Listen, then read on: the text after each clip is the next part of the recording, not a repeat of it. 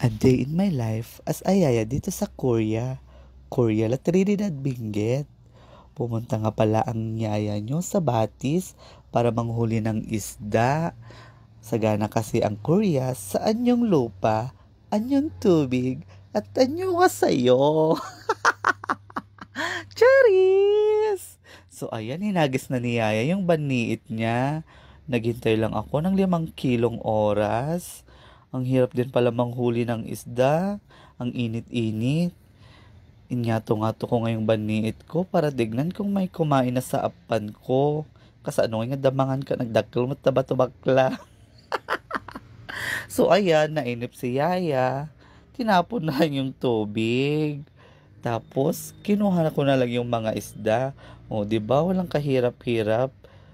Si kalagparparigat tabagbaging bakla. So, ayan, nakita ko yung falls. Ang ganda-ganda. Parang inaakit niya ako para maligo.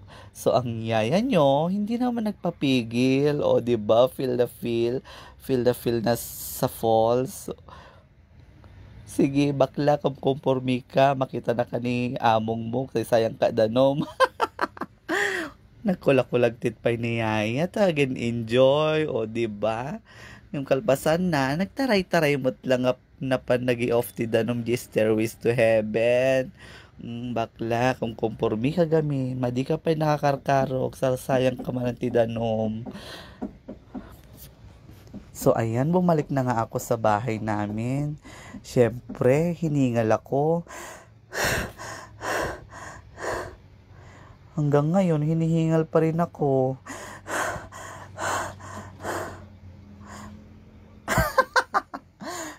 So, ayan, binabalsam ko na yung isda para maiprito na.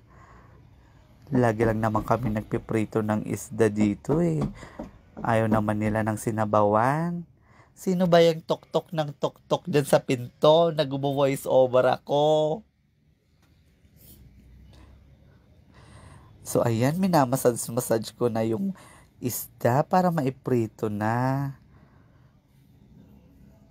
Nagahang na si bakla kasi wala na akong maisip na sasabihin. So, ayan, nagpainit na ako ng kawalit ng mantika. Tapos, ipiprito na. Ano ba dapat? O, diba? Huwag kang galit. Pinagpatuloy ko nga lang pala yung pagre-renovate habang hinihintay maluto yung isda. Ilang araw na kasing nakatenga. Parang nabibisit na si madam. Ang dami-dami ng kalat sa bahay. Charis lang. Mabait yung si madam. So ayan si Bading habang nagtatanggal ng dumi. Sumasayaw pa. Taray at taray, lakay apilay, magmag na agkat-katay. Charis! Nililinisan ko nga lang pala yung cabinet na tinanggal namin sa wall. Pipinturahan din natin para magamit ulit. Tapos kagigising ni kumaring kung sinabi ko magsayaw muna kami para matanggal naman yung stress ko. 'Di ba? Ang galing-galing niya.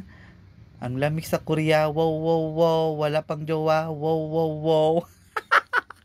Mga bakla, may nakita ba kayo? Wala. So, ayan, pinagpatuloy ko lang yung pagpipintura dito sa cabinet.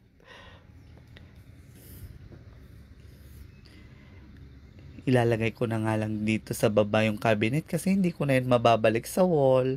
Hindi ko na mabagkat. Ang bigat-bigat niya. Tapos may salamin pa.